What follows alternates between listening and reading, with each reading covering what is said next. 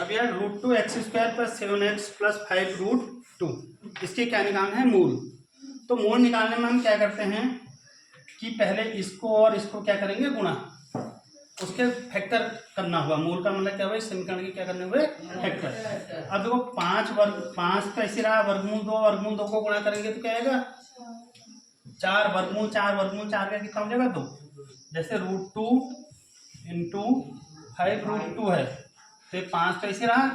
वर्गमूल 2 को गुणा करेंगे कितना आएगा? वर्गमूल 4। तो यानी 5 वर्गमूल 4 का कितना होता है? 2। तो यानी कितना हो गया? 5 दूना 10। जब इन दोनों को गुणा करा तो कितना आया? 10। ये 10 कैसे आया? तुम्हें समझ में आया? जो 5 कैसे रहा? वर्गमूल 2 और वर्गमूल 2 को गुणा करेंगे तो कितना आएगा? वैसे भी 2। जब भी कभी वर्गमूल 2 गुणा वर्गमूल 2 करेंगे तो क्या आएगा? 2। वर्गमूल 3 गुणा वर्गमूल 3 करेंगे तो कितना आएगा?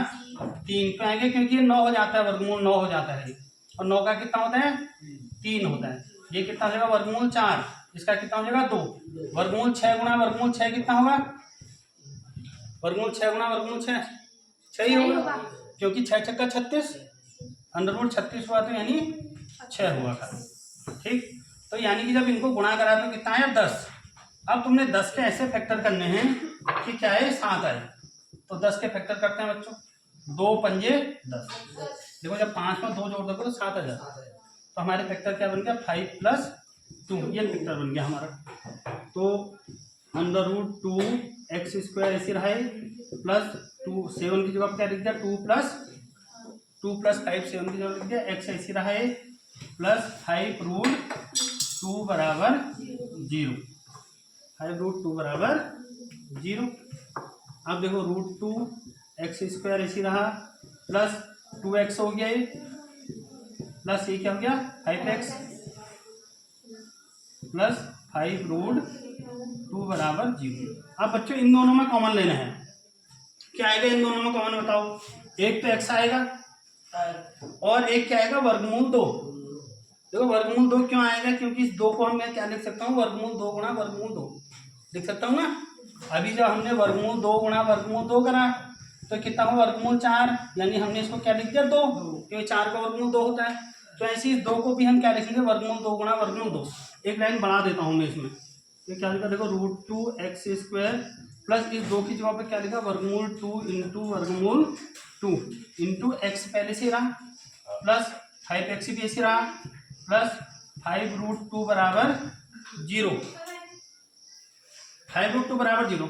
अब बताओ इन दोनों में क्या कॉमन आएगा? √2x है ना, √2x कॉमन। तो √2 से √2 कट गया, x से x कट गया, क्या बचा? x बचा था।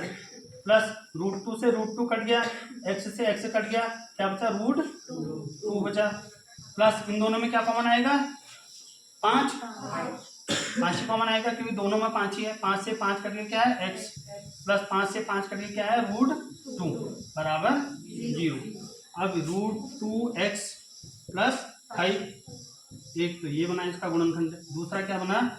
x प्लस √2 बराबर 0। तो जब √2x प्लस 5 बराबर 0 तो √2x बराबर माइनस प्लस 5 उधर जाके -5, तो x बराबर क्या होगा? -5/√2, क्योंकि जो गुणा में है वो भाग में आएगा।